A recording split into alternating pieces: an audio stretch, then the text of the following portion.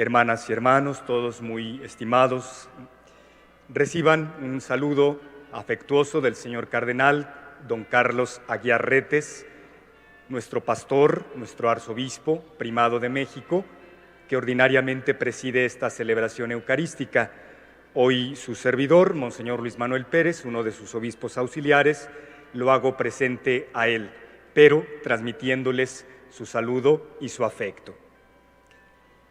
En este tercer domingo de la Pascua, como lo acabamos de escuchar en el Evangelio, Jesús hace resonar en nuestros corazones el saludo y el deseo de paz. La paz esté con ustedes, les dice a los discípulos reunidos. Ante esos discípulos que están aún desconcertados por los acontecimientos de la pasión del Señor, Jesús dice: la paz esté con ustedes. Están confundidos porque habían vivido recientemente la muerte del Señor, habían visto cómo lo crucificaron, habían sido testigos quizá muy a distancia de su sepultura, sabían que había muerto por lo tanto, pero al mismo tiempo se encontraban confundidos porque a algunos de ellos el Señor Jesús ya se les había aparecido, obviamente después de la resurrección. Otros negaban esa resurrección. Estos discípulos, los apóstoles, están realmente agotados física y emocionalmente por todo lo que había sucedido con Jesús. Están encerrados por miedo a que los judíos les hagan algo similar a lo que le habían hecho a Jesús. Tienen miedo de que la vida también se les arrebate a ellos. Tienen miedo de que la masacre ocurrida con Jesús se repita en cada uno de ellos. Y sin embargo, Él se les aparece, estando reunidos. Se les aparece después de haber conversado con los discípulos de Emaús, y después de que esos discípulos de Emaús han llegado a donde están los apóstoles para referir que se habían encontrado con el Señor y que lo habían reconocido al partir el pan.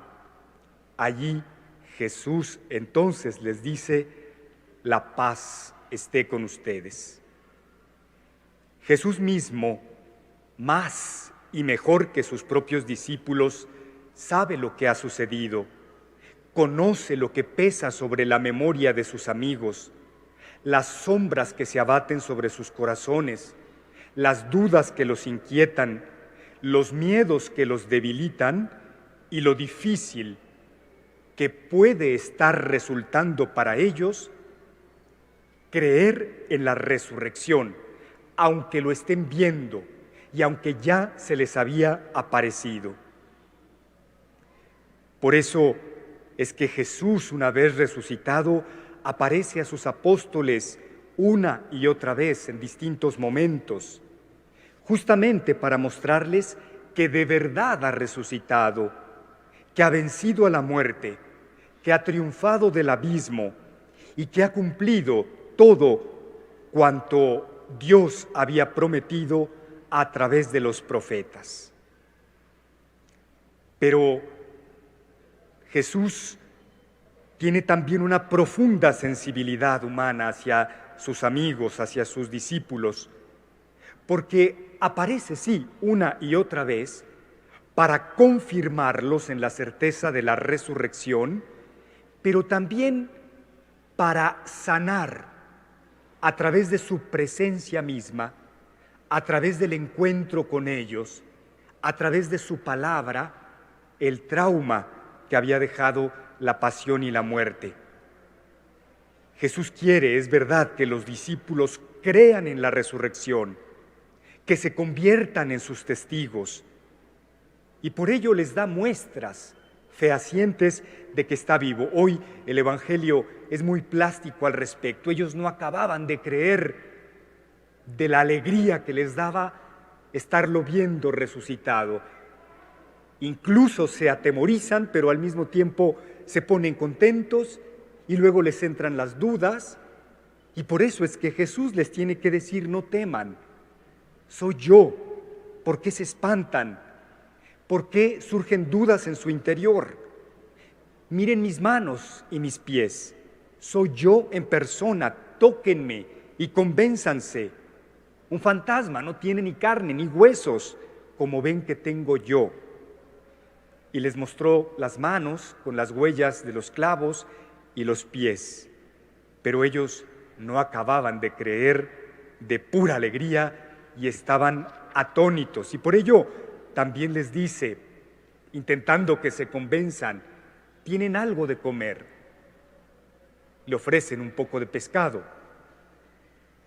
Él lo toma y se pone a comer en medio de ellos, como diciendo: un fantasma no puede comer, soy yo en persona, he resucitado. Pero además de que Jesús quiere que sus amigos estén seguros de que ha resucitado, también los distintos encuentros con ellos que siguen a la resurrección tienen la finalidad de fortalecerlos, de sanarlos, de curar sus heridas emocionales, espirituales, de darles la fuerza interior que van a requerir para asumir la nueva etapa en su vida y asumir la tarea que Cristo les va a pedir, dando de testimonio de la resurrección. La cercanía con Jesús, el estar con Jesús, el escuchar a Jesús en su palabra, el tocar a Jesús en la Eucaristía, es fuente de salvación y de paz, también para nosotros hoy. Pero hay una tercera cuestión, un tercer método que Jesús utiliza para intentar que sus discípulos recobren la paz, sanen el corazón, cobren aliento y se comprometan, por supuesto, con sus tareas, con su vida, con la misión, y es explicarles lo que ha sucedido. Se puso, como lo había hecho con los discípulos de Emaús, a explicarles allí, donde se aparece de nuevo, qué sucedió, por qué sucedió y para qué sucedió. Y lo mismo hace con nosotros, hermanas, hermanos. Hay acontecimientos de nuestra vida, sobre todo los dolorosos y difíciles, que en el momento mismo en el que ocurren, difícilmente los entendemos y nos preguntamos por qué y para qué y por qué a nosotros y por qué en este momento. Y hay cosas que solamente después, con la ayuda del tiempo, con la fuerza del amor, con el auxilio de Dios, con la oración, con la reflexión, con la experiencia de la vida, podemos entender por qué han sucedido. Por eso Jesús les dice: lo que ha sucedido es aquello de lo cual ya les hablaba yo, cuando aún estaba entre ustedes, y que tenía que cumplirse todo lo que estaba escrito de mí en la ley de Moisés y en los profetas.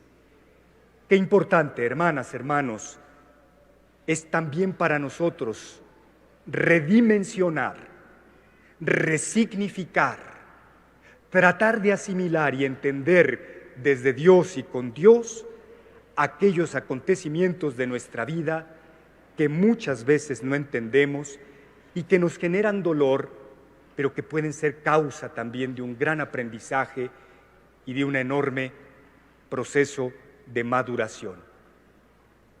Cada vez que vemos una imagen de Jesús, aun cuando sea la imagen de Jesús resucitado, podemos ver en las manos, en los pies, en el costado, las huellas de la pasión, unas heridas que son ahora heridas glorificadas, que ya no sangran, porque Cristo nos quiere ayudar también a integrar en nuestra vida lo que a veces no podemos entender.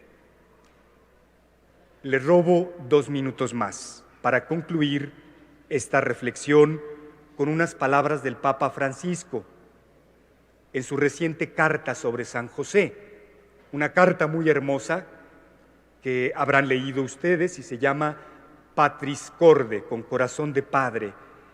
Ahí el Papa hace resonar también para nosotros el deseo de paz de Jesús cuando nos dice lo siguiente, leo textualmente: solo el Señor puede darnos la fuerza para acoger la vida tal como es, para hacer sitio incluso a esa parte contradictoria, inesperada y decepcionante de nuestra existencia. La venida de Jesús en medio de nosotros es un regalo del Padre para que cada uno pueda reconciliarse con la carne de su propia historia, aunque no la comprenda del todo. Y no importa si ahora todo parece haber tomado un rumbo equivocado y si algunas cuestiones son irreversibles.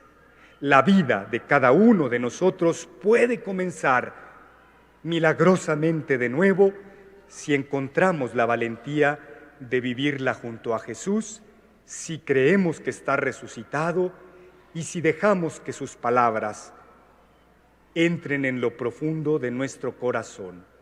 La paz esté con ustedes.